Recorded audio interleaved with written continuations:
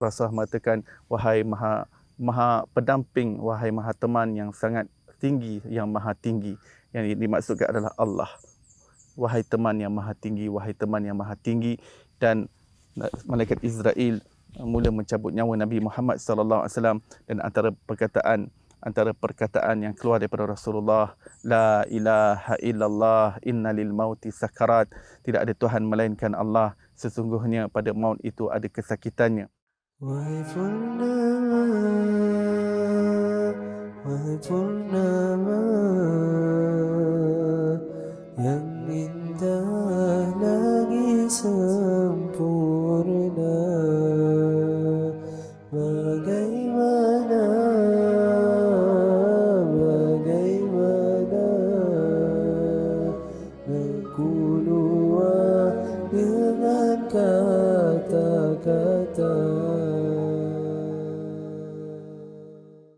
Assalamualaikum warahmatullahi wabarakatuh. Nahmaduhu wa nusalli wa nusallim ala rasulihil karim, amma ba'd. Para pecinta dan para perindu Rasulullah sallallahu alaihi wasallam sekalian, kegeringan Rasulullah ketika hendak menghadapi sakaratul maut adalah sesuatu yang patut kita hayati kesedihannya dan kita hayati kisahnya dalam jiwa kita agar kita dapat merasakan sama kesedihan, keperitan dan kepedihan yang dialami oleh Rasulullah sallallahu alaihi wasallam, dan kita dapat rasakan kehilangan Rasulullah sallallahu alaihi wasallam daripada dunia ini. Terputusnya wahyu kepada Rasulullah sallallahu alaihi wasallam adalah suatu kesedihan kepada kita. Lenyapnya Rasulullah di atas dunia ini membimbing umatnya secara nyata, secara realiti di atas dunia ini adalah suatu kehilangan yang besar kepada kita. Dan seorang yang mencintai Rasulullah sallallahu alaihi wasallam pasti dapat merasakan kehilangannya. Seorang yang benar-benar cinta dan rindu kepada Rasulullah sallallahu alaihi wasallam pasti akan dapat merasa sedihnya, rasa sakitnya di dalam jiwa kita terhadap kehilangan Rasulullah sallallahu alaihi wasallam di alam dunia ini. Maka para penonton muslimin muslimat yang dirahmati dan diberkati Allah Subhanahu wa taala sekalian, 5 hari sebelum kewafatan Rasulullah sallallahu alaihi wasallam, baginda tidak dapat lagi untuk sembahyang jemaah di Masjid Nabawi. Yang mana sebelum itu baginda tidak pernah miss, baginda tidak pernah pun terlepas daripada sembahyang berjemaah di Masjid Nabawi. Bahkan baginda lah yang sentiasa menjadi imam kepada para sahabat radhiyallahu anhum ajma'in. Tetapi 5 hari sebelum kewafatan Rasulullah sallallahu alaihi wasallam, baginda tidak dapat lagi untuk datang ke masjid seperti biasa, tetapi pada 5 hari sebelum kewafatan baginda itu, baginda sallallahu alaihi wasallam meminta para sahabat untuk memapah Rasulullah sallallahu alaihi wasallam untuk masuk juga ke dalam Masjid Nabawi. Maka baginda telah dipapah oleh 2 ataupun 3 orang sahabat yang bernama Sayyidina Abbas radhiyallahu anhu dan juga anaknya Sayyidina Ibnu Abbas radhiyallahu anhuma yang bersilih ganti dengan sepupunya yang dengan saudaranya iaitu Al-Fadal bin Abbas radhiyallahu anhu. Dan mereka semua memapah dan membawa Rasulullah sallallahu alaihi wasallam masuk ke dalam Masjid Nabawi. Dan Nabi sallallahu alaihi wasallam telah memberikan pesanan-pesanan yang terakhir kepada para sahabatnya, dan baginda mengatakan, sesungguhnya Allah Subhanahu wa taala telah memberi pilihan kepada temanmu ini antara kehidupan dunia dan menghadap kepada Allah Subhanahu wa taala, dan temanmu ini telah memilih untuk menghadap kepada Allah Subhanahu wa taala. Maka Nabi sallallahu alaihi wasallam telah berjumpa dengan perjumpaan yang terakhir dengan sahabatnya itu 5 hari sebelum kewafatan Rasulullah sallallahu alaihi wasallam. Maka baginda dibawa masuk ke dalam rumahnya dan para sahabat mengatakan, itulah kali terakhir kami melihat Rasulullah sallallahu alaihi wasallam berada dalam Masjid Nabawi. Itulah kali terakhir kami melihat baginda sallallahu alaihi wasallam bersama dengan kami. Maka setelah baginda sallallahu alaihi wasallam dibawa masuk ke dalam rumahnya, baginda hari demi hari keadaan baginda semakin gering dan keadaan baginda semakin tenat dan keadaan baginda semakin parah. Dan para sahabat mengetahui tentang kehilangan Rasulullah daripada Masjid Nabawi, kerana mereka sentiasa bersama dengan Rasulullah dalam Masjid Nabawi. Maka mereka sudah dapat sense, mereka sudah dapat merasakan ada sesuatu yang akan terjadi kepada Rasulullah. Mereka sudah dapat menjangkakan yang tidak lama lagi mereka akan kehilangan Rasulullah sallallahu alaihi wasallam. Maka beberapa orang sahabat telah ada yang pergi ke rumah Rasulullah sallallahu alaihi wasallam sahabat-sahabat yang rapat, Sayyidina Abu Bakar dan yang lain-lain, mereka memaklumkan kepada Rasulullah sallallahu alaihi wasallam, ya Rasulullah, bahawa anak-anak dan juga para wanita menangis di dalam rumah mereka, yakhafun an tamut, mereka semua khawatir yang engkau akan meninggal dunia, yang tak lama lagi engkau akan wafat. Maka Nabi sallallahu alaihi wasallam mengatakan tidak lama lagi ianya adalah perjumpaan kekasih dengan kekasih. Maka kita jangan menyangka bahawa kewafatan Rasulullah sallallahu alaihi wasallam itu bagi dia terus mati. Tidak, Rasulullah sallallahu alaihi wasallam hidup di alamnya dan baginda sallallahu alaihi wasallam berjumpa dengan Allah Subhanahu wa taala. Ini adalah perjumpaan kekasih dan kekasih. Maka dalam masa yang sama baginda juga rindu untuk berjumpa dengan Allah Subhanahu wa taala.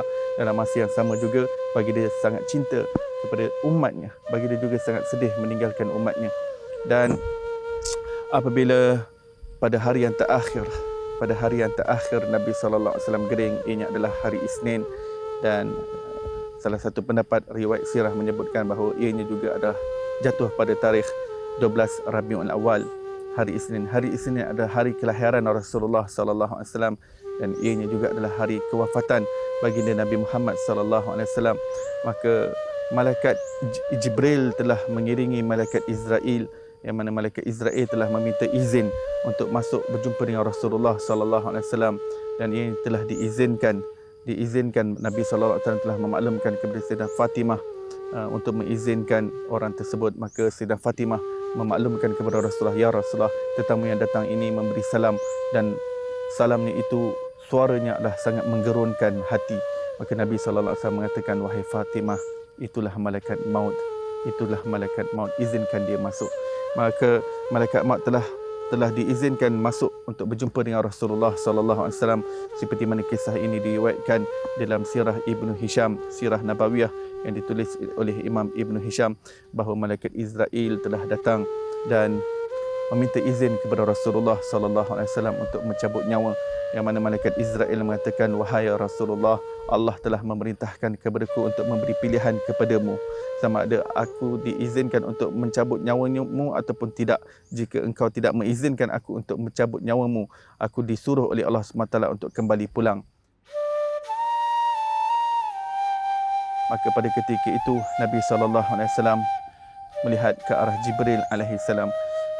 Jibril alaihissalam dalam keadaan yang tidak dapat memandang dengan tepat wajah Rasulullah. Kerana kesedihan, Jibril alaihissalam hendak melihat Rasulullah sallallahu alaihi wasallam mengalami kesakitan untuk menghadapi sakaratul maut. Dan pada ketika itu Rasulullah sallallahu alaihi wasallam bertanya kepada Jibril alaihissalam, wahai Jibril, apakah pendapatmu? Apakah pandanganmu? Maka Jibril alaihissalam telah memberi isyarat bahawa Allah Subhanahu wa taala sedang menanti Nabi Muhammad sallallahu alaihi wasallam. Maka Nabi Muhammad SAW bertanya, apakah yang Allah Ta'ala telah persiapkan untukku? Maka Jibril AS mengatakan, wahai Muhammad, Allah Ta'ala telah menyiapkan syurga dan para malaikat telah dibariskan di langit-langit untuk menyambut kedatangan rohmu. Dan engkau dijadikan oleh Allah pemilik syafaat uzma yang akan memberi syafaat yang besar kepada umatmu. Kemudian Nabi SAW mengatakan, maksudku bagaimana apa yang Allah telah sediakan untuk umatku. Maka malaikat Jibril alaihissalam mengatakan, Allah Subhanahu wa taala tidak akan mengecewakan dan menghampakan permintaan dan juga permohonanmu, wahai Muhammad. Allah tidak akan mengecewakan kamu perihal keadaan umatmu. Maka pada ketika itu Rasulullah terpujuk. Maksud kalau Allah tidak mengecewakan Rasulullah, bermakna Rasulullah sallallahu alaihi wasallam diizinkan Allah untuk memberi syafaat dan pertolongan kepada seramai mana umatnya untuk terlepas daripada api neraka Allah Subhanahu wa taala dan untuk masuk ke syurga Allah Subhanahu wa taala. Dan pada ketika itu Rasulullah sallallahu alaihi wasallam mengatakan, al-an, sekarang sudah tiba masanya aku bersedia untuk dicabut nyawaku. Maka pada ketika itu Nabi sallallahu alaihi wasallam mengatakan, ar-rafiq al-a'la, ar-rafiq al-a'la. Setelah Rasulullah mendapat pujukan dan jaminan daripada Allah bahawa baginda tidak dikecewakan berkenaan dengan umatnya, sekarang baginda sudah dapat fokus kepada Allah Subhanahu wa taala dengan lebih hebat lagi. Yang mana baginda sudah memang sentiasa fokus, tetapi baginda sentiasa ingin mendapatkan jaminan pujukan terhadap umat Nabi sallallahu alaihi wasallam. Sekarang Rasulullah mengatakan, wahai maha Maha pendamping, wahai Maha teman yang sangat tinggi, yang Maha tinggi. Yang dimaksudkan adalah Allah. Wahai teman yang Maha tinggi, wahai teman yang Maha tinggi. Dan malaikat Israel mula mencabut nyawa Nabi Muhammad sallallahu alaihi wasallam, dan antara perkataan yang keluar daripada Rasulullah, la ilaha illallah inna lil mauti sakarat, tidak ada Tuhan melainkan Allah, sesungguhnya pada maut itu ada kesakitannya. Kepada Rasulullah mengatakan as-salah as-salah wa ma malakat aimanukum.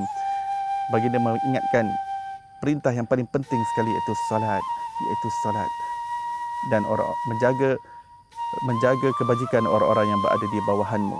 Ini adalah antara pesan yang terakhir daripada Nabi SAW sebelum menghembuskan nafas yang terakhir.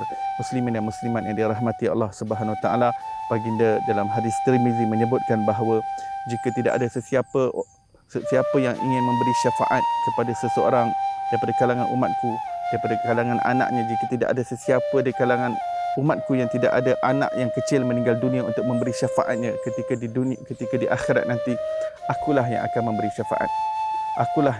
Akulah yang akan menunggu dan menantinya untuk memberi syafaat kepada umatku. Jika tidak ada siapa daripada anak kecilnya untuk memberi syafaat kepadanya, kerana kesedihan peninggalanku daripada dunia ini adalah lebih besar daripada meninggalnya anaknya, daripada kehilangan anaknya yang dikasihi.